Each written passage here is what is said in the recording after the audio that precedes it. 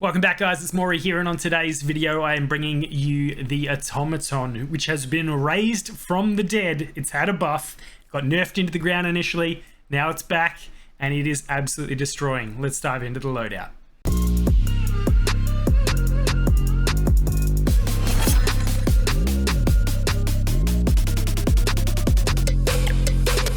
Okay guys, so for this one, we are going to be running the MX silencer, which basically slows down our ADS speed, but over the Mercury silencer, which would hurt our damage range. Obviously, we're going for long range with this weapon, so we're going to go with the MX silencer. Then we've got the Anastasia sniper barrel, which helps out with bullet velocity and accuracy and range, which is all the things we're looking for.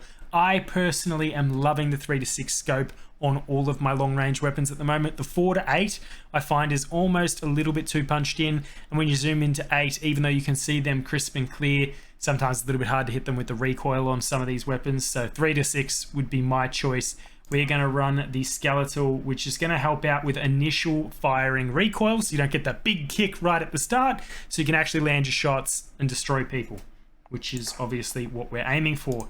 Tight grip, that's going to help out with basically accuracy and recoil during sustained fire.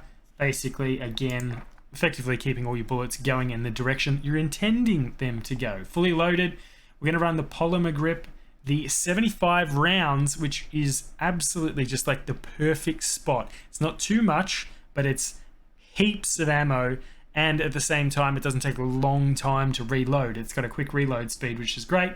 We're going to run the lengthened and then the hand stop for the underbarrel. Let's dive into some gameplay, and I'm going to give you guys a live review.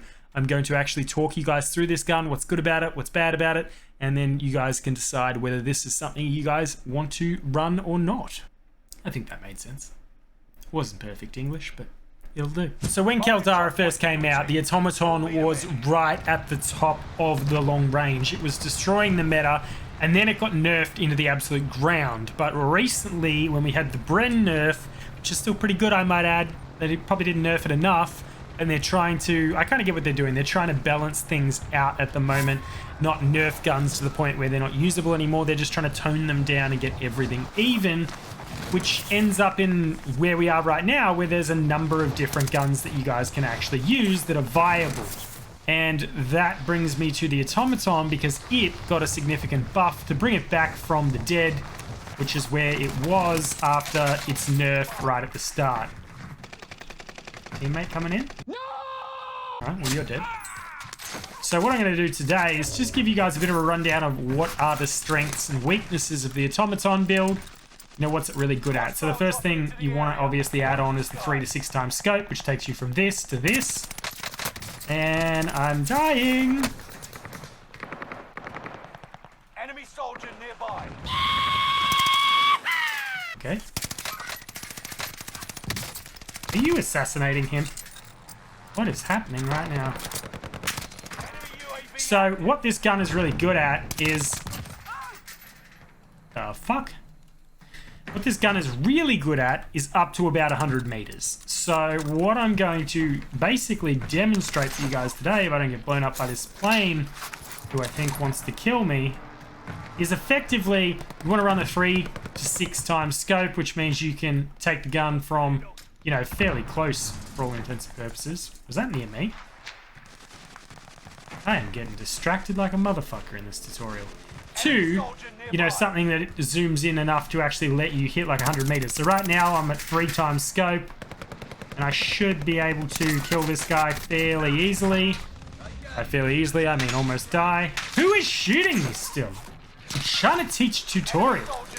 And, you know, you got this guy coming in, but then you can punch right in and literally just beam the shit out of him, because this scope is so versatile. But you know, there's a couple of guns that when you punch into this distance really don't have the same, you know, the same ability to not have, what am I trying to say? Recoil. Fuck, Andrew. I need another coffee. Oh, shit. So you can really use it at any range. This gun, if you tweak it a little bit, is amazing at sniper support as well. You know, you might put a shorter scope on. Although the 3 times scope, to be fair, is probably a decent sniper scope. Sniper support scope. Fuck!